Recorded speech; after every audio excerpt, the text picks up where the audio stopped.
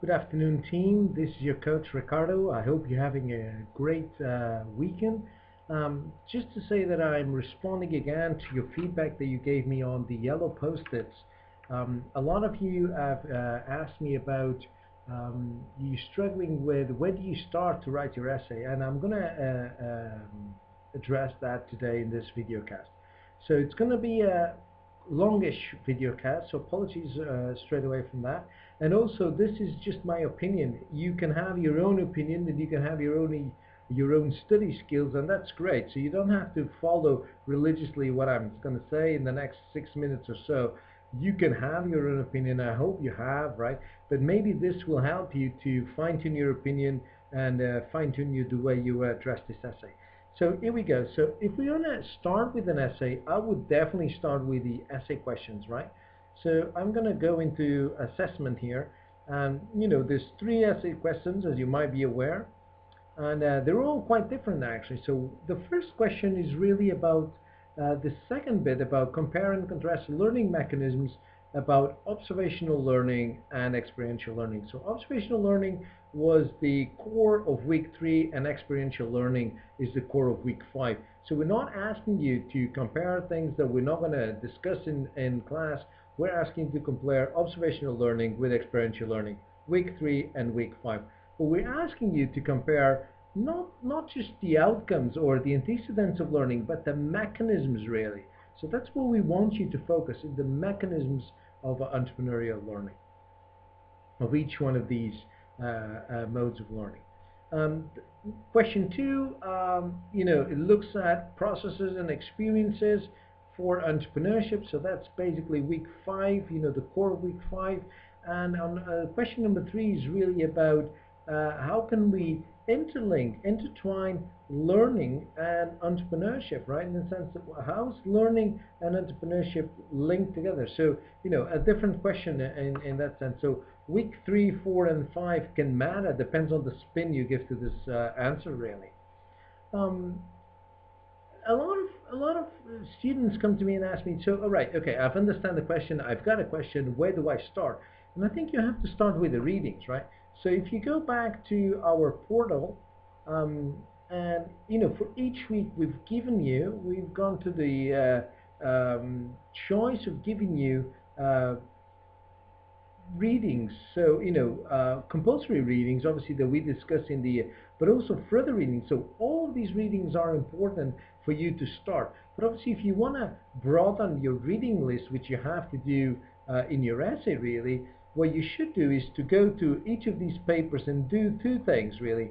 One is to really look at the reading list that each of these papers, so in this case, this is the Scherer et al. Paper from week 3, where did they actually got the idea, the arguments, how did they build the arguments? So this is actually their final reference list at the end of the paper. So if you go to their reference list, you'll get an idea of how they actually constructed their argument. And there might be papers here that you want to also address, you also want to read to construct your own argument. But one thing I would definitely do, and thinking that this is a paper that was written, it was published in 1989, I would definitely go and look at who's referenced this paper, not just who they've referenced backwards, but who's referenced forward their paper. So to do that, basically, you go to the OneSearch portal of Lancaster University, and the faster way, I think, is to go directly to the paper. So you click on eJournal, you click on Entrepreneurship Theory and Practice, which is the journal that this paper was published on. Basically, there's a window that opens. You click on the one that has the earliest date, obviously, because you want to click here, and you wait a little bit patiently, just like the rest of us, really. And so all the issues for entrepreneurship and practice show up. You basically search within this publication. You can do this for any journal, really. Select an option, author, Scherer.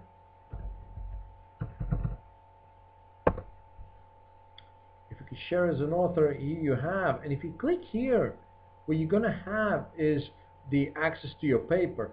But here's something that's quite interesting. this idea that, you know, these are the references that they've cited, but these, the times cited in this database, are actually the times that people have cited this paper.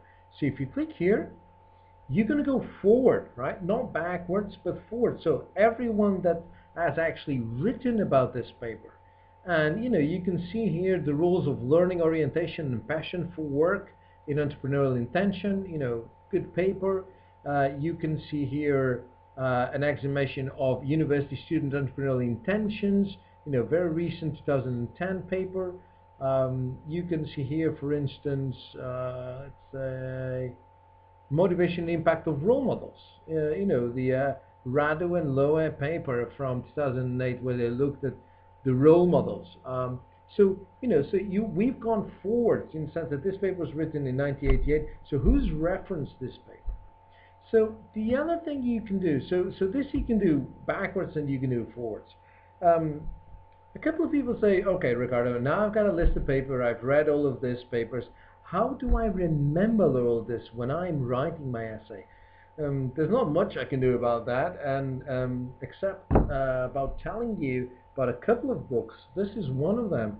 So this describes the way you use cloud diagrams and mind maps to aggregate your research, and this is actually what I use to aggregate all my readings. But obviously, if you go a little bit wider, you can do a search for academic reading in the one search again, and this will give you a couple of books that will tell you about reading and how do you extract maximum value from your reading. So I hope these three things were quite visible and quite useful for you. So we looked at the way you address the questions in entrepreneurial 310 entrepreneurial learning. We looked at the way you can find out and broaden your reading list from the readings we gave you. And the third thing, we gave you some references for you to work on. How do you remember these things? So thank you very much for watching. And you know that I'm always available. Sarah and I were always available to help you with your essays. So thank you for watching, and I hope this was useful.